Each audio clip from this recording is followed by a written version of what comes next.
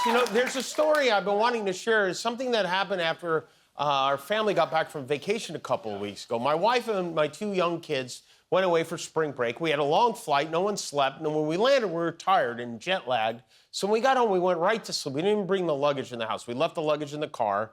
And I wake up in the morning, and I see a text from an unknown number. It says, "I'm sorry, I accidentally took your bag," which confuses me because I pulled all 6 of our bags off the carousel myself, and we had them all. So I go out to the garage, I look at the bags, and sure enough, there's a bag that is identical to mine, except this one has a big blue airplane-shaped luggage tag and a big pink tag that says Bon Voyage attached to it. How I didn't notice this, I have no idea, but I didn't notice it. I just loaded the bag in the car. So I text the guy a picture of the bag to make sure, and he says, "I'm so sorry, that is my bag.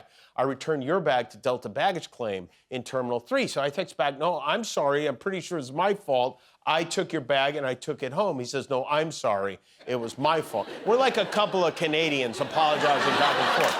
So I offered to bring it to him.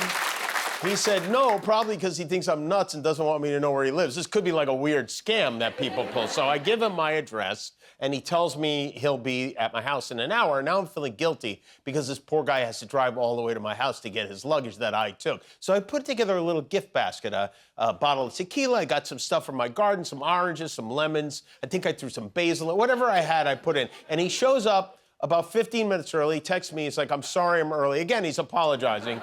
I open the door, and he sees me. He goes, "Jimmy Kimmel." And I said, "Yeah, the idiot who stole your luggage is Jimmy Kimmel." And so then I gave him his bag, and we took a picture together for posterity. There's the picture. And then, so now I learned his name is Samuel. I gave him the luggage I'd stolen from him in the basket, and he hands me a little bag that I opened later. It has a Starbucks gift card and $20 cash in it. Isn't that nice? Anyway, he told me he and his wife watch the show every night, so I invited Samuel and his family to come, and here they are in the audience tonight. They're a very nice guy. And I'm going to say something to you now, and I hope you will accept it about this whole incident. Thank you. This was my fault, not yours. Can you accept that? Gladly I will. Yes, please. And by the way, I got you a Starbucks gift card and a $20 bill. Thank you very much. Thank you. Thank you. Hi. How are you? Buy yourself, go crazy, get a dozen eggs or something like that. This is something that I'm pretty sure voters didn't have in mind when Trump promised to lower prices on day one. An increasing number of Americans are using short-term loans to pay for groceries. Not Samuel, he's just handing out $20 bills, but others, according to LendingTree, 25% of Americans are financing their grocery purchases using buy now, pay later. 100 days in, we're already going to loan sharks for Lunchables with this guy. You're a week late on those turkey and cheddar cracker stackers. 60% of economists who are polled believe there is a high or very high chance of a recession, so the president now is distancing himself from himself. He wrote, "This is Biden's stock market, not Trump's. I didn't take over until January 20th. Tariffs will soon start kicking in, and companies are starting to move into the USA in record numbers. Our country will boom, but we have to get rid of this Biden overhang. This will take a while, has nothing to do with tariffs, only that he left us with bad numbers. But when the boom begins, it will be like no other. Be patient." Be patient. What happened to the guy who promised it would all happen on day one? Be patient. What happened to the guy who less than 100 days into his first presidency crowed, "Since November 8th, Election Day, the stock market has posted $3.2 trillion in gains and consumer confidence is at a 15-year high." Jobs, that was in March. That was 41 days after he took over for Obama. Now, 100 days after Biden, well, he has nothing to do with it. It's not his stock market. The buck stops wherever he wants it to stop. And consumer confidence is at its lowest level since May of 2020. You remember what happened in May of 2020? We were fighting old ladies for toilet paper in May of 2020. But Trump is just unfazed by it. He took his reality show back on the road last night for 100 days of me, pep rally in Warren, Michigan. All the right-wing news minions were on hand, including the gang at the Right Side Broadcasting Network, who during their orange carpet pre-speech coverage took the opportunity to hawk some merch. And while you're tuning in, get your Trump combat knife. So this is going for a limited time right now, thanks to Patriot Addict Deals. I have to keep myself away from the Patriot Addict Deals, all of their different deals, because I get the Trump plane, I get the Trump knife, I have it all ready to go for my MAGA man cave, and my buddies enjoy it, but sometimes, every once in a while, a liberal friend might walk in and then I offer them some, perhaps like a soy latte or something that would be a replacement of the non-pasteurized milk, because they get all upset about that. Yeah, he's cool. Which part of that is less believable? The idea that he actually bought a Trump combat knife, or that he has buddies and friends coming over? That woman he's hosting with is like, get away. And then it was time for the main event. Scammy Davis Jr. took the stage for a 90-minute victory lap, during which he played all the hits, including a shout-out to one of his favorite of all the races, Black. There's my friend, Blacks for Trump. I like that guy. He follows me. He follows me. Everyone thinks I pay you a fortune. I don't know. I don't even know who the hell he is. I just like him. It's true. Thank you very much. Thank all of the fellas. Oh, it's very careful with the word fellas, right? No man has ever been closer to not saying the word fellas than he was. Trump has done more for the fellas than Abraham Lincoln. I've always said that. And then it was time for an extended riff on one of his top priorities as president, which is, of course, the water pressure in his bathroom. We've opened up your faucets, and we've opened up, especially me. I don't like taking a shower where the water goes drip, drip, drip onto my luxuriant hair. I need a lot of water. I need everything I can get. I don't need to be under a shower trying to get water to come out of that damn thing. So we've opened up the shower heads, the faucets, the toilets. What? We opened the toilets? What have you been eating? My God.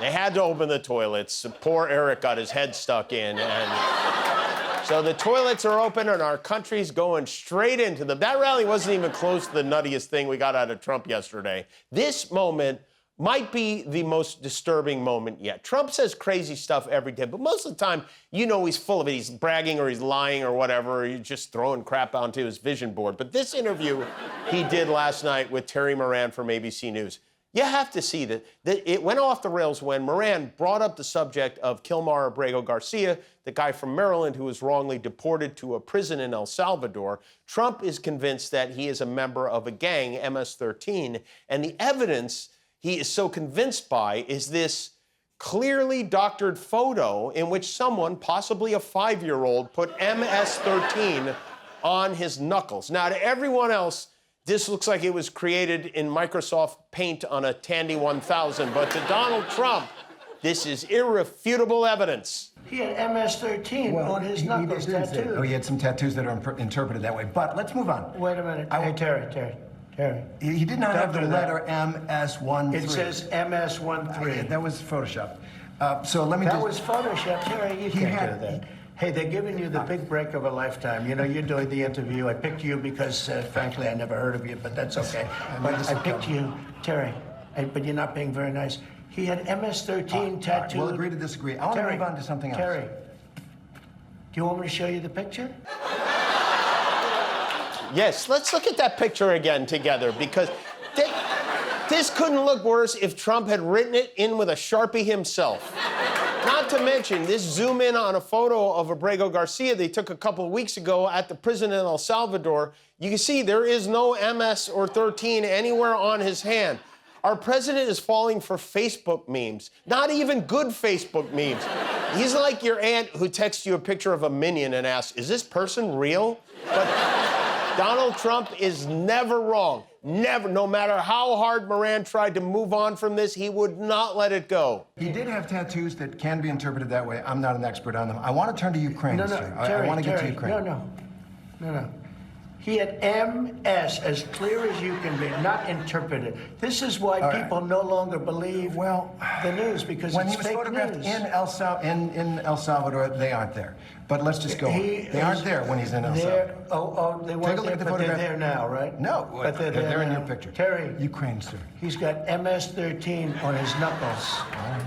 Okay? We'll take a look at that. It's you do We'll take a such a look at that. disservice. We'll take a look at Why that, don't you sir. just say, yes, he does, and, go on to something else? It's contested. Good luck in those tariff negotiations, President Xi. It's like arguing with a child. It's like, I mean, how does a guy who posts pictures like this not understand that photographs can be edited? Does he think that's him?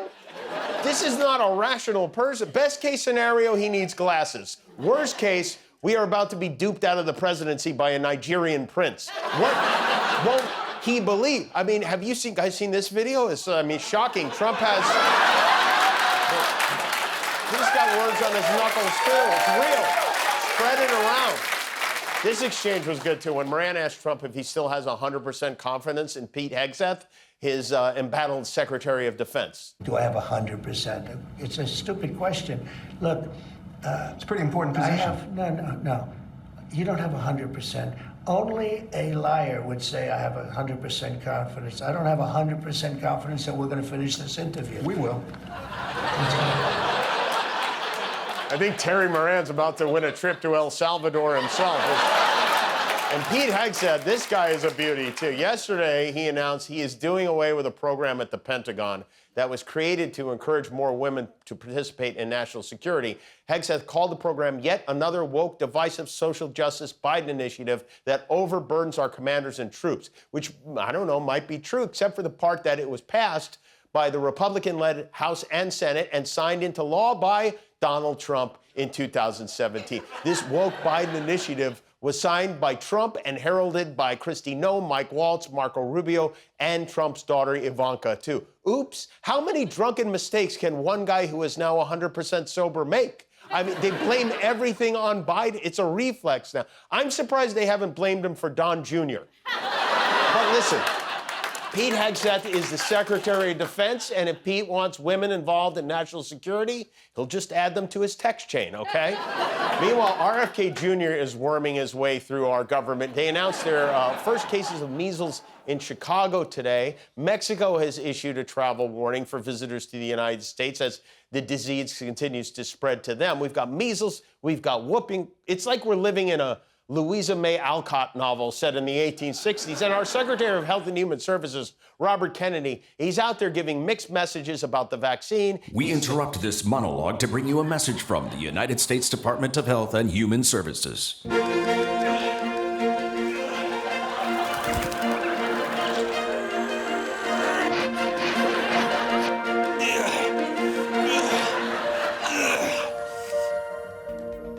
Welcome to Health Minute. I'm HHS Secretary Bobby Kennedy. Today, we're answering your questions about foodborne illnesses. Question 1. What are you doing about pesticides in our food? Great question. It's important to remember that every single thing you have ever eaten is mostly pesticide. I recommend never eating anything grown on a farm, especially because farmers have promiscuous daughters. Next question. Is processed meat bad for you? Oh, yes, it's terrible. Meat processing plants are vectors for disease, which is why I recommend that most of the meat in your diet should be critters that were killed on the road. Research shows that when a possum is hit by a truck, any diseases it was carrying get squished out like a tube of toothpaste. Along comes the truck and... Next up, many people are asking, how do I protect myself from bird flu? The only proven way to kill bird flu is by getting the bird flu. That's why I recommend throwing a bird flu party. I've been partying with these ladies for a week. Once you get sweaty, that's how you know it's working. Like everything on a farm, chickens are very horny animals, but they don't have tongues, so they're terrible kissers. The good news is, they're very easy to catch and make love to. Watch. Come here, girl. No, hold on. Wait a minute. Hold on a second. Could we just, what's going on? Hey, we'll stop this. Huh? Who's there? Oh, Secretary, it's Jimmy Kimmel. I was just, I don't know what's going on there. I'm in the middle of a health briefing. Come here, girl. Well, it kind of looks like you're about to make a porno with a hen, so I thought I would step in. No, I'm answering important questions, like which came first, the chicken or the egg? And the answer is me. I did. Okay. You seem to be very sick. Maybe you shouldn't be touching livestock. Oh, calm down, Nancy Pants.